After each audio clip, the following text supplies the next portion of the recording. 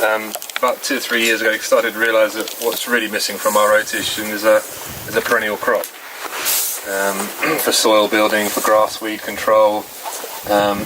So last year we started doing grass seed, and we were lucky it worked well. It was a nice hot summer. This is first year grass seed, and over there's second year grass seed. But also on the same thing, we've also got some mid-tier scheme 2-year legume fallow as well on some heavy clay, and we put a diverse mix in there, so we're getting paid to mow it basically.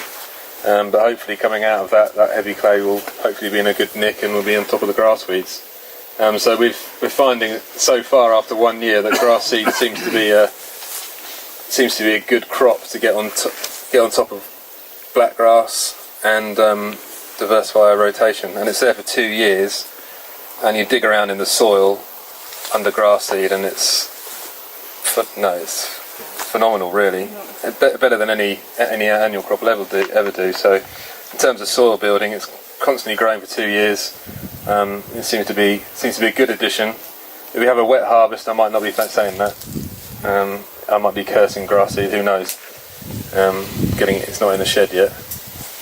I don't quite know what else to say really on the grass seed. What about the idea with the clover? Ian's bought the seed today. One of my ideas, which came from Scandinavia, is the organic grass seed growers in Scandinavia will undersow their grass with clover. We've been trying to undersow clover very unsuccessfully for a few years, in spring oats mainly, and sometimes it works, sometimes it doesn't. The guys I saw in France were doing it in their winter oilseed rape, and then it's got 9 months sat in the bottom of the oilseed rape to establish. That seems to work quite well. We don't grow winter oilseed rape, so we don't have that gap. So my idea, right or wrongly, I'll only do a little bit, is that I plant it after harvest, after the second year of grass. Aftermath will be baled, it'll be grazed over winter, and it'll have 6 months to allow the clover to develop, and I'll just plant the spring beans direct into that. We'll see how it goes, and then it'll be there for 3 or 4 years in the wheat. But again, it's clover, so it might not work. But we'll see. I don't know whether Ian wants to talk about the clover work that Opaco are doing. Where is Ian? Yeah. It worked very, very well. You have to use the right varieties or the right type of white clover. There's quite a range. Ideally you want a really small leaved one which stays nice and low to the ground, and pick your fields, because the herbicides you can use are slightly compromised. You can use Curb, but you cannot use AstroCurb. So if your fields are likely to have problems with cranesbill and thistles, I would avoid doing it, because we did have that problem in parts of the field, and it was at a level where the clover wasn't worth having, because we deliberately didn't spray it because of the trial we were doing. But the clover worked beautifully. The nice thing about it is you can mix the seed with your rape, so you don't need a drill with multiple hoppers or anything. If you are doing any companion cropping, my #1 priority is making sure your cash crop is sown properly.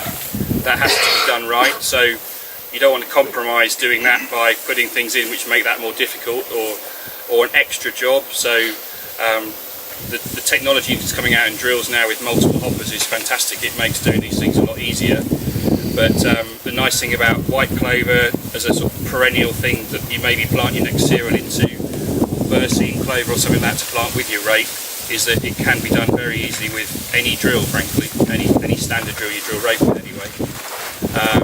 So yeah, it does work. It works really nicely, but you just need to pick your fields carefully with herbicides that you're likely to use. So, which is one reason after the grass seed we should be fairly clean, and it's going into spring beans, so we can get on top of the grass seed volunteers in the spring beans and still keep the clover. So that's one reason why it might be a good gap for us. But my other comment is, don't spend too much. Ian sells seed, but the white clover Ian sells isn't too bad. If you do have to spray it off, it's not a, what's it? It's about 15 quid a hectare. £15 a hectare, but you can quite easily get sold a white clover mix for undersowing for £80, £90 a hectare. So I'd make sure you do it cheaply, and if it doesn't quite work, it's not such a loss if you want to spray it off. The only other thing I'd say is about you trying in oats. Looking at it from a crop morphology point of view, oats have got quite a broad leaf, so they're quite significantly intercepting the light, more so than I'd say a spring barley might. And typically the undersowing used to be done in barley, and it might be as simple as that, in that it might just give a longer period for the clover to get established before the crop is taking all the light away from it. It's worth trying anyway. I think a couple of things of reasons why ours failed was A, the oats were probably too competitive. Another one I think was herbicide residue from the previous wheat. I think if you've used Atlantis the previous spring, even though it's 12 months before, I think it will upset the clover. And I think you have to keep an eye on slugs and whatever Steve, what's the name of the insects that eat clover? There's weevils, aren't there? Pear bean weevils can quickly get rid of it, so it isn't the easiest thing to get established that I found, but we'll see.